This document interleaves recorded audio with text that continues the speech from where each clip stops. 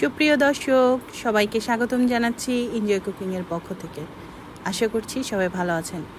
আজকে একদম সহজ উপায়ে একটি আমের আচার তৈরি করে দেখাচ্ছি। আমগুলিকে আমি প্রথমে এরকম টুকরো টুকরো করে কেটে ভালো করে পরিষ্কার করে নিয়ে হলুদ, লবণ আর মরিচ মাখিয়ে রোদে দিয়েছিলাম। এখন যা যা লাগছে এক নজরে দেখে নিই। 2টা রসুন নিয়েছি সরিষা বাটা, গুঁড়ো করা সরিষা, শুকনা মরিচ, আর নিয়েছি তেঁতুল, আর নিয়েছি 5 ফোড়ন। আর লাগবে এখানে ভিনেগার, অবশ্যই, যেটা আচারটাকে অনেক দিন ভালো রাখবে। আর আরেকটা জিনিস উল্লেখ করিনি, সেটি হচ্ছে সরিষার তেল। সেটা আমি দেখাইনি, পরে দেখাবো। তো প্রথমে আমি একটা শুকনো কড়াইয়ে সব শুকনো মশলাগুলো টেলে নিব।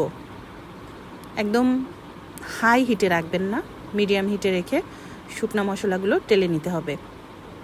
এবং মশলাগুলো যখন একটু চটচট করে ফুটবে এবং সুন্দর ঘ্রাণ বের হয়ে আসবে, তখনই চুলাটা বন্ধ করে দিতে হবে।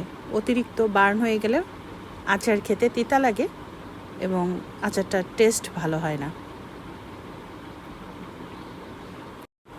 তো আমার টেলে নেওয়া হয়ে গেল। শুনতে পাচ্ছেন? এখন আমি মশলাগুলোকে শিলপাটায় গুঁড়া করে নিব। আপনারা চাইলে ব্লেন্ডার মেশিনে বা গ্রাইন্ডার মেশিনে গ্রাইন্ড করেও নিতে পারেন, তবে শিলপাটায় গুঁড়ো করে নিলে মশলাটা সুন্দর একটা ফিনিশিং আসে। আর অতিরিক্ত গুঁড়ো করব না, একদম মিহি করার প্রয়োজন নেই। এখন একটা ফ্রাই প্যানে সরিষার তেল নিয়ে নিলাম, রসুন দিয়ে দিলাম। আমি 2টা রসুন নিয়েছিলাম আর শিলপাটায় থেতো করে নিয়েছিলাম। এখন সেই আমের টুকরাগুলোকে দিয়ে দিলাম, দিয়ে 3-4 মিনিটের মতন এটাকে একটু রান্না করব কিছুক্ষণ। হালকা একটু আমের কালারটা চেঞ্জ হলেই আমি এখানে সেই তেঁতুলগুলো দিয়ে দিলাম এবং 5 ফোড়নের যে গুঁড়া শুকনা মরিচ একসাথে করেছিলাম সেগুলো দিয়ে দিলাম।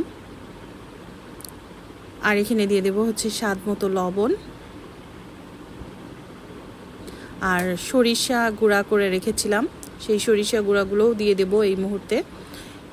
আপনারা চাইলে সরিষা বাটাটাও দিতে পারেন। বেশ সামান্য কিছু ইনগ্রিডিয়েন্টস, অনেক কিছু লাগে না কিন্তু এই আচারটা করতে, আর খেতে দুর্দান্ত সুস্বাদু হয়। দেখতেই পাচ্ছেন আমি অল্প করেই তৈরি করে দেখিয়েছি, আর এত সহজে আমের আচার হয়ে যায় আসলে বিশ্বাস করতে মন চায় না, তাই না? আপনারা একবার ট্রাই করবেন, ট্রাই করে এই আচারের ফ্যান হয়ে যাবেন। এবং এভাবে আপনি আচার তৈরি করে যদি কাউকে খাওয়ান, আপনার কাছে সে রেসিপি চাইবেই। সো আজকের রেসিপি কেমন লাগলো অবশ্যই জানাবেন। আর এভাবে হয়ে যাওয়ার পরে কিছুক্ষণ পরে চুলাটা বন্ধ করে দিবেন। আচারটা সামান্য একটু নর্মাল টেম্পারেচারে আসলে আচারটাকে তখন আপনি যে কোনো পাত্রে রাখবেন আপনার পছন্দ মতো। তো আমি আচারটা ঠান্ডা হতে রেখেছিলাম কিছুক্ষণ, আচারটা ঠান্ডা হয়ে গেছে।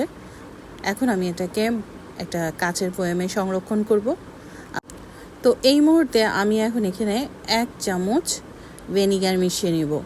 আমি কিন্তু চুলাতে থাকতে ভিনেগারটি দিইনি, কারণ ভিনেগার যদি চুলাতে থাকতেই দিই আমার কাছে যেন কেমন মনে হয় আচারের স্বাদটা চেঞ্জ হয়ে গেছে। সো চুলা থেকে নামিয়ে হালকা ঠান্ডা হয়ে যাওয়ার পরে ভিনেগারটা মিশিয়ে নেবেন।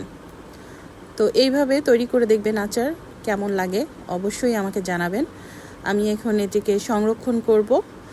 আপনারা আপনাদের পছন্দ মতো যেভাবে পারেন সংরক্ষণ করে নেবেন। তবে কাচের বয়ামেই আমের আচার রাখতে আমার ভীষণ ভালো লাগে, আর দেখতেও সুন্দর লাগে, আর এটা রোদেও দেওয়া যায়। রেসিপি ভালো লাগলে লাইক করবেন, সাবস্ক্রাইব করবেন। Thank you for watching.